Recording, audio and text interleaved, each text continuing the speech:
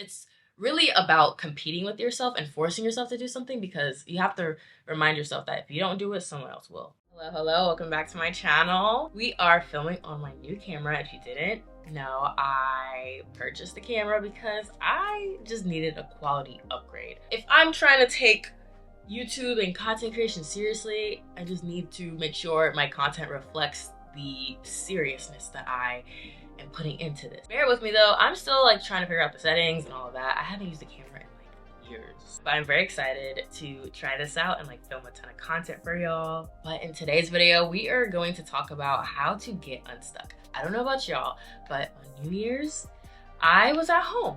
I was having like a self-care, self-development type of night. I really wanted to ring in the new year in a productive way, to put myself on the right foot forward, to make sure I'm on the right path to achieve all that I want to achieve this year. Things were looking great. I had baked, I put together like all of my goals, from financial to content creation.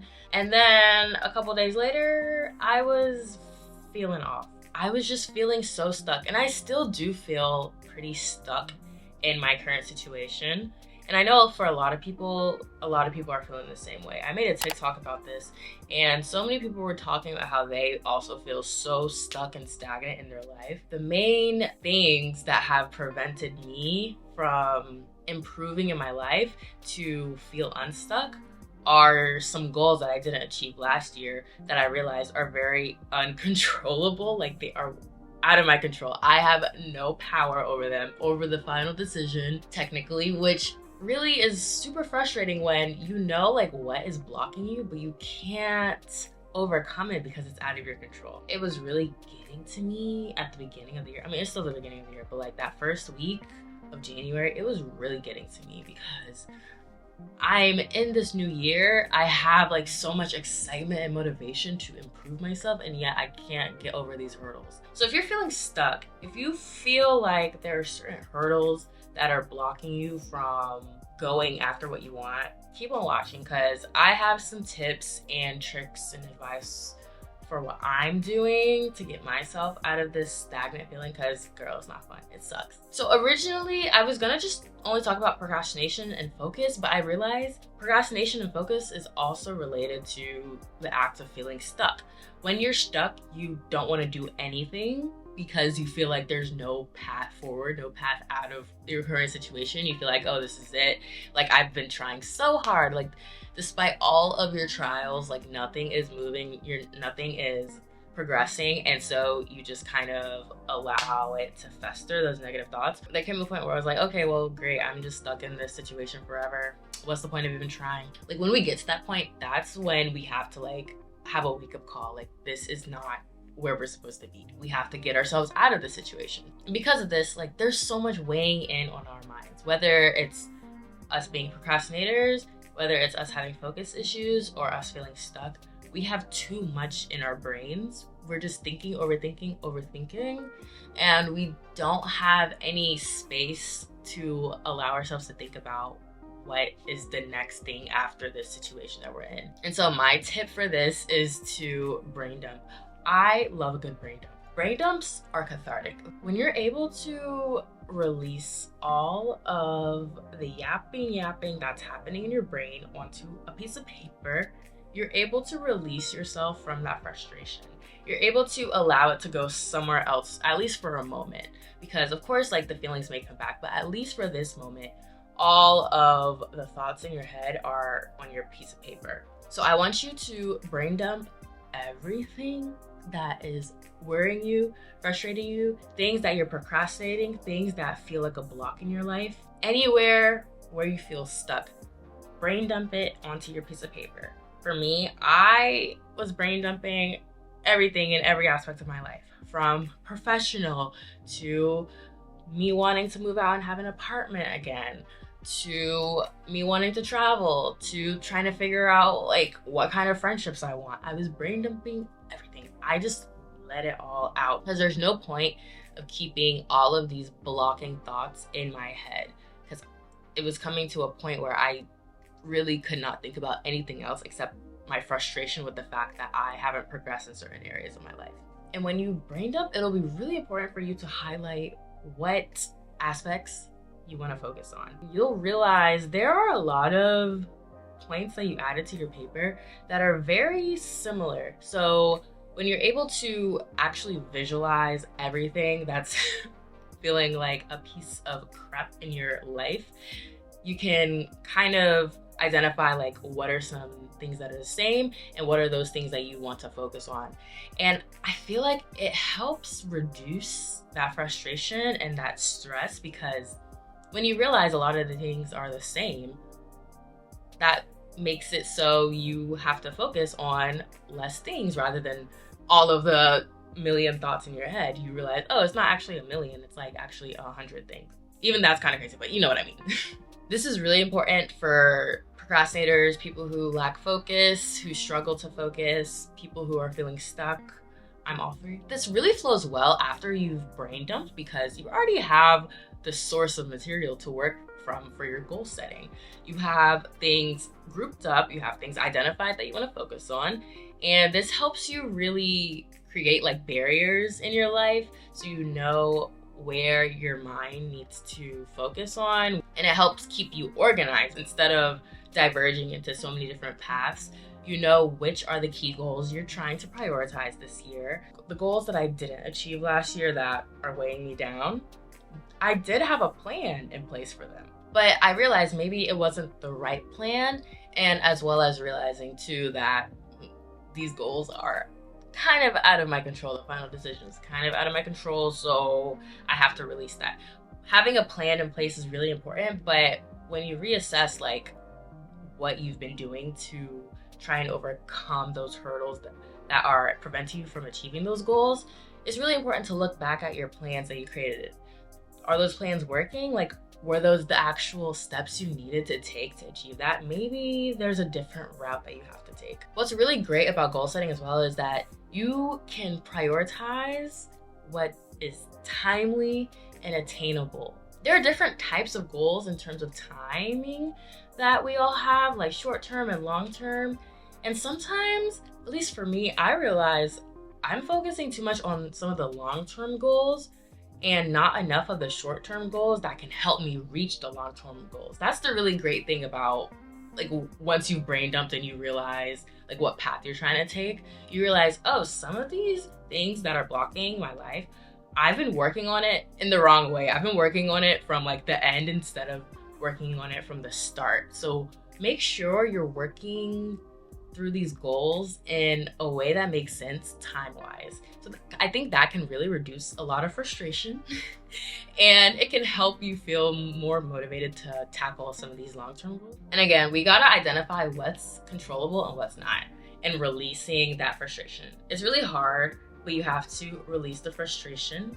You have to remember this is not in my control. Next, you're gonna have a daily agenda, to-do list, journal. You need to, especially if we procrastinate and we have trouble focusing. We need a daily system, daily understanding of what we need to get done today and for the week and for the month.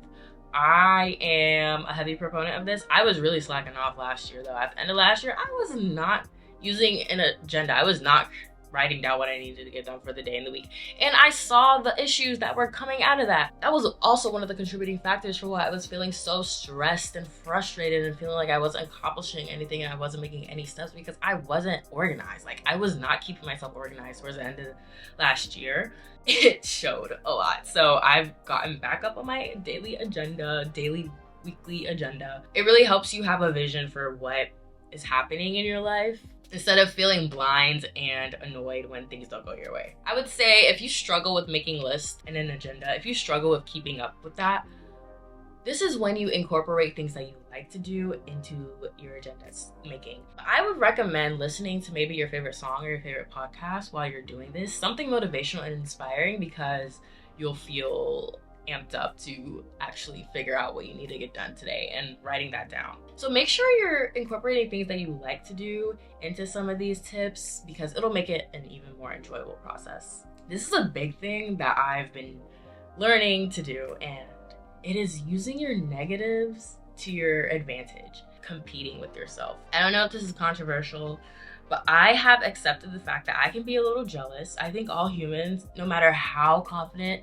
you can become, how self-aware you become, you're gonna feel a little jealous about somebody. It's not fine to act upon it. Instead of allowing yourself to feel upset about somebody's accomplishments, you need to work on yourself and work on your habits and work on your actions to achieve that accomplishment. Push yourself forward to achieve something rather than feeling like, oh, woe is me, I can't do anything, I suck. No. You have to use all of that negativity that's festering and turn it into something productive. But when I'm procrastinating too much, when I'm feeling jealous, when I'm feeling upset, when I'm comparing myself to people, I really don't allow myself to fester into those emotions. Like, when it comes up, it comes up.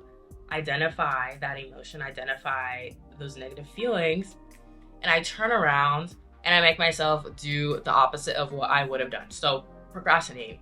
Whenever I feel myself procrastinating way too much, I will force myself up from my bed, wherever I am, write a to-do list or work on a piece of content, because it's usually like content creation where I'm procrastinating.